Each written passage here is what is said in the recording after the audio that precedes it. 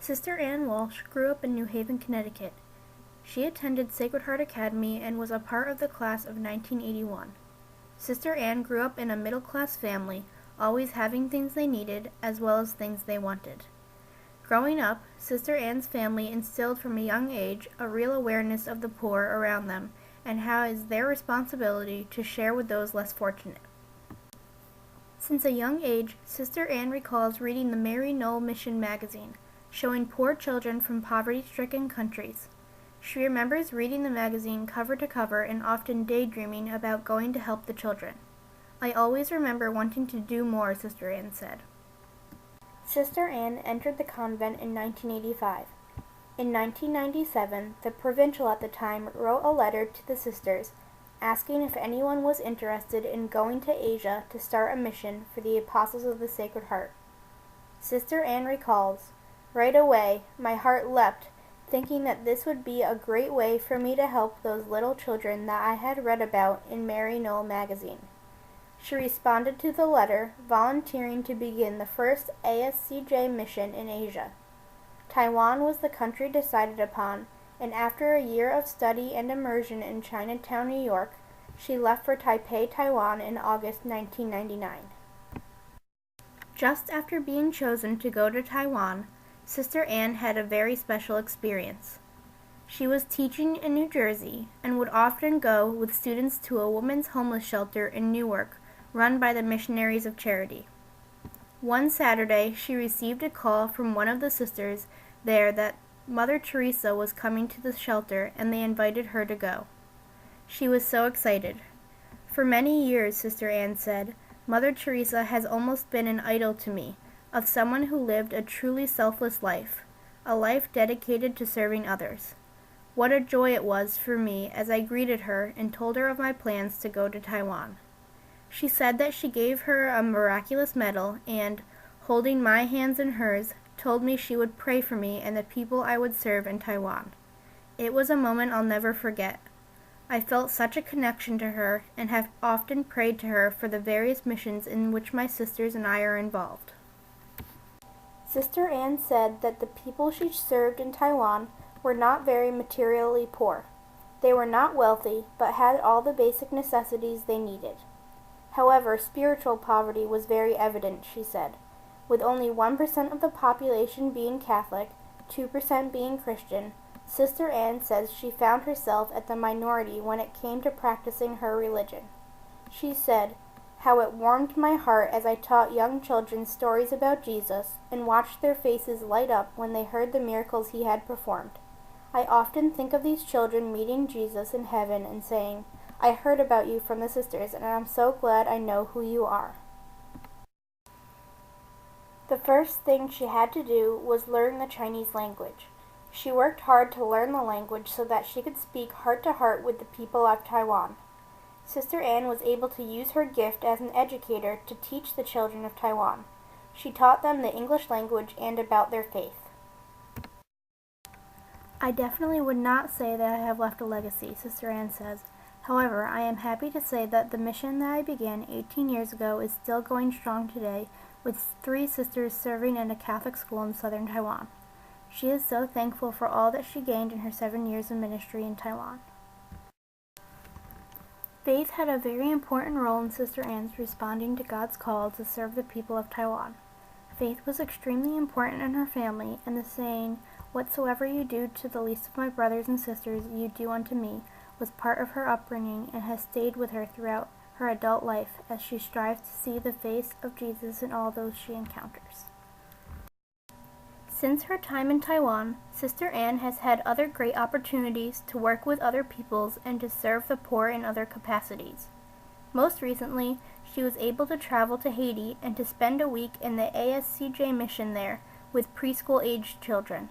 "The most important ministry I had there," she said, was to show love to the children who very willingly and trustingly opened their arms and hearts to welcome me to their country.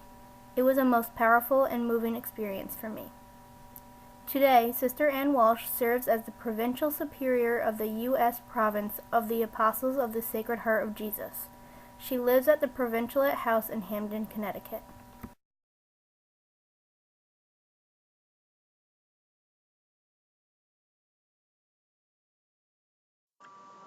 Demetria Devon Lovato was born August 20th, 1992, in Dallas, Texas. She grew up there with her two sisters, Dallas Lovato and Madison de la Garza. Demi's fame began at a young age, just like her sister's fame did. Being on one of the hit children TV shows, Barney and Friends, caused her name to be spread a little. However, it was not until 2008 when her big break as Michi Torres in Disney's Camp Rock really showed Demi's gift of singing. As life seemed to be going perfect for Demi Lovato, internally she was going through almost unbearable loads of pain. Not only did children at school constantly bully her, but as her fame grew, the media became just as brutal as the bullies at school were. Eventually, Demi was diagnosed with depression and didn't know how to deal with it. Throughout her life, Demi struggled with eating disorders, self-harming, substance abuse, and soon, after being diagnosed again, bipolar disorder. Finally, with the support of her loving family and the help of God, Demi realized that she cannot live in the pain she didn't deserve to live in any longer. So, she went to get professional help at a rehabilitation center. After her help, she became a better version of herself, realizing that her journey can be used to help other people. So, she used her gift of music to write and perform songs with beautiful messages about her battles, such as Warrior, Nightingale, Skyscraper, Fix a Heart, and more. Demi also took her inspirational personality to a whole nother level by creating the Lovato Treatment Scholarship Program. This program helps people out there in the world with mental diseases and bad addictions to find proper treatment.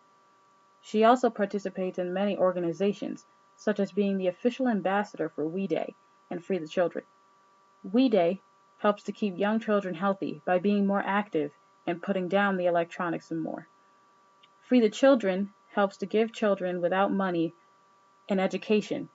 In fact, Demi spent her 21st birthday in Kenya for a Me to We trip sponsored by Free the Children instead of having a normal birthday party. Demi also spreads the beautiful message saying, "My God loves all," to the LGBT, lesbian, gay, and bisexual and transsexual group. She spreads the message of equality to all people and tells them to be confident and comfortable in the skin that they are in.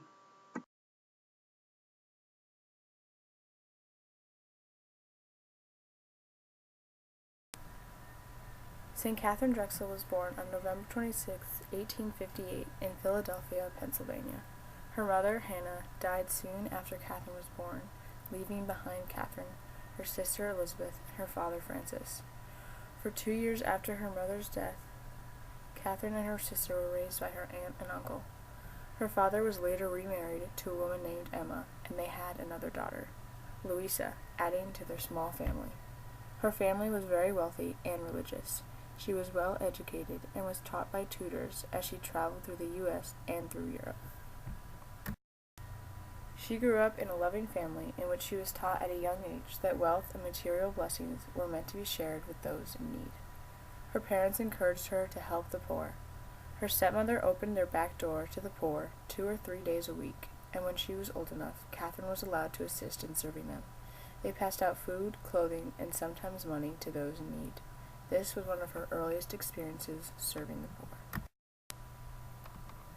As she grew up, she had a large debut into society and was aware that she would inherit a very large amount of money from her parents. However, soon after her debut, her stepmother was diagnosed with terminal cancer.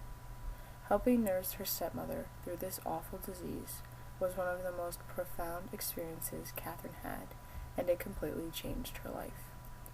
She realized that money and material goods could save no one from suffering and death. Another experience that greatly affected Katharine was reading Helen Hunt Jackson's novel, A Century of Dishonor. Reading this book gained her sympathies towards the Native American peoples, and during her travels through western United States, she witnessed firsthand the plight of the Native Americans. After this, Katharine and her sisters, following her father's death in 1885, donated large sums of money in order to support missions and missionaries in the U.S. Their father, being a wealthy banker, left behind his $15 million estate to be divided among his daughters. After expenses and charitable donations, $14 million was left for his daughters. Today, this estate would be worth $400 million. Katharine's spiritual director, Father James O'Connor, a longtime family friend, was the first person she confided in about wanting to join a religious order. At the time, he told her to wait and to pray. In 1887, during one of their trips to Europe, Katharine and her sisters had a private audience with Pope Leo XIII. During this audience, Katharine and her sisters asked him to send more missionaries to Indian missions that they had been financially supporting over the years. Much to their surprise, the Pope asked them why they should not just become missionaries themselves. This was shocking and life-changing for Katharine. Katharine could easily have married, but after much prayer and conference with her spiritual director, she decided to give her life, along with her money, to God and to the poor. She joined the Sisters of Mercy convent in Philadelphia, greatly shocking the public. On February 12, 1891, Katharine took her first vows as a religious sister.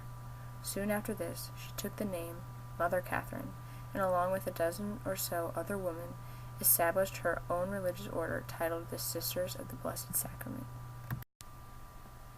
Katharine's Order of Sisters opened a boarding school, St. Catherine's Indian School, in Santa Fe, New Mexico, a few years after they were first established as an order. She also created missions for the Navajo Indians in Arizona and New Mexico, on land she had purchased herself.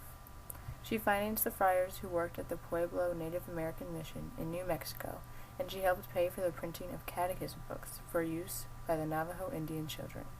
Over time, Katharine had been able to establish 50 missions for Native Americans in 16 states. Katharine did not only support the blacks and Indians with her inherited money, but also helped them with her involvement in the social justice movement. She was determined to change racial attitudes against blacks and Catholics. Racial injustices done by the KKK, as well as other groups, were very frequent in the U.S., especially in the South. Katharine's establishments were the target of hate crimes, as people tried to stop her and her sisters from continuing their work in the South. Such a hate crime was committed against one of Katharine's most famous establishments, Xavier Preparatory School in New Orleans, in which every window was smashed. Against all odds, Katharine and her sisters continued their work. She and her sisters were able to establish a string of Catholic schools for the blacks in over 10 states.